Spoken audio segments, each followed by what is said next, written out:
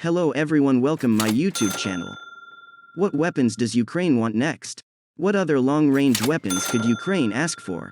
Ukrainian officials have repeatedly pressed Washington to send it the Army Tactical Missile Systems, ATACMS, a platform commonly known as Attack-EMS, but the Biden administration remains reluctant, due to the fact that it would have the range to strike targets within Russia.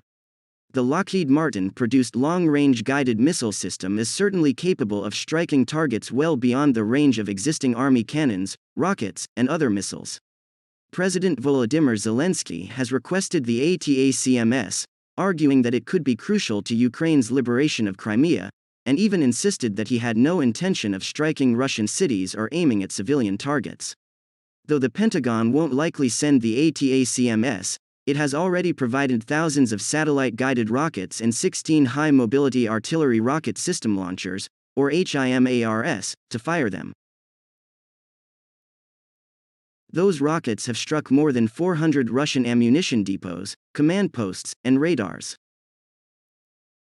The HIMARS, which can carry 6 guided rockets, has a range of nearly 50 miles, and some critics of the Biden administration's policies have suggested that such weapons only allow Ukraine to stay in the fight but not actually win it. The Ukrainians now are transitioning their force. They are starting to look more like a NATO military than a former Soviet Union, Warsaw Pact military. And what's more is they've actually shown their ability to do that, to both fight and make that transition, and learn new systems at the same time, Representative Jason Crow, D-Colo, told The Hill last month. So now it is time to start providing those more advanced systems, which the administration is doing, and continue to push them to do more of, and to do it on a faster timeline. Kyiv has continued to push for longer-range weapons, and the ATACMS is hardly the only platform so desired, even coveted by the Ukrainian military. That has included more modern aircraft, Western-made main battle tanks, and of course other long-range weapons. The United States had initially withheld approval for requests for Stinger anti-aircraft missiles, M777 howitzer artillery pieces, anti-ship missiles, and HIMARS systems, but later gave the green light to the weapons shipments. However, it isn't just how Ukraine could use the weapons, but whether the US even has them to give. As the New Yorker reported this week, no matter how platforms such as the MIM-104 Patriot surface-to-air missile or NASMS, the 2 ground-based air defense systems Ukraine has been requested, could aid Ukraine's war effort, there aren't just spares waiting to be sent. The US would have to remove batteries from South Korea or the Middle East, and that's not likely to occur. Likewise, ATACMS and other long-range missiles could be the line in the sand that simply isn't crossed, yet they could be the very weapons that Kyiv most certainly needs to win the war. ATACMS. Why Ukraine really wants this missile? Ukraine really wants ATACMS. Russia really doesn't want them to get it, as the Ukrainian military has made significant progress in its offensive against Russian and has liberated vast territory. The government in Kyiv has continued to press Washington to supply it with the Army Tactical Missile Systems, ATACMS, which it contends could be the key to victory. However, the Biden administration has been reluctant to send the surface-to-surface missiles, which can strike targets upwards of 200 miles, 300 kilometers, away, or 4 times the distance of the rockets used by the HIMARS mobile system that the US began supplying to Ukraine in June. The ATACMS debate at issue is the fact that such weapons could not only strike Russian units in the occupied and disputed territories, but they could also be used to strike targets deep in Crimea and even in Russia. President Joe Biden has stated that he doesn't want to further escalate the war. Developed by aerospace and defense giant Lockheed Martin, the ATACMS long-range guided missiles, known as Attack-EMS, are equipped with a WDU-18, 500-pound class blast fragmentation warhead that is capable of striking targets well beyond the range of existing U.S. military cannons, rockets, and other missiles. The ATACMS can be fired from the MLRS M270 and M270A1 weapons platforms.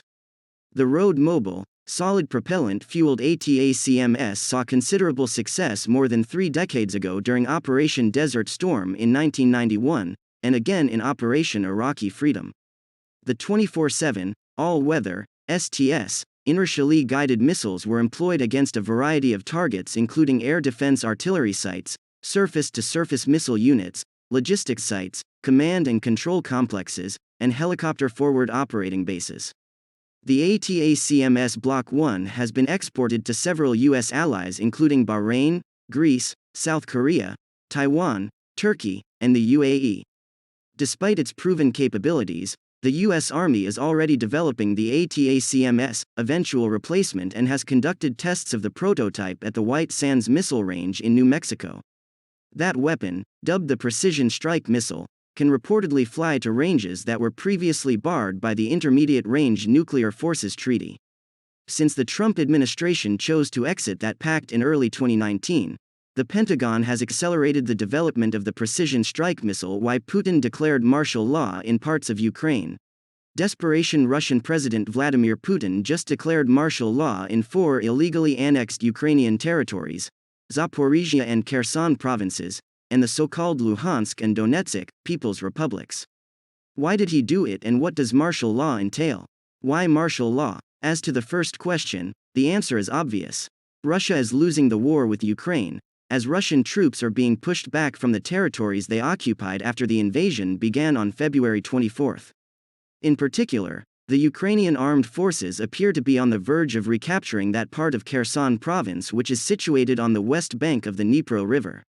Russian administrators and civilians have already begun what appears to be a mass evacuation to safer terrain on the east bank.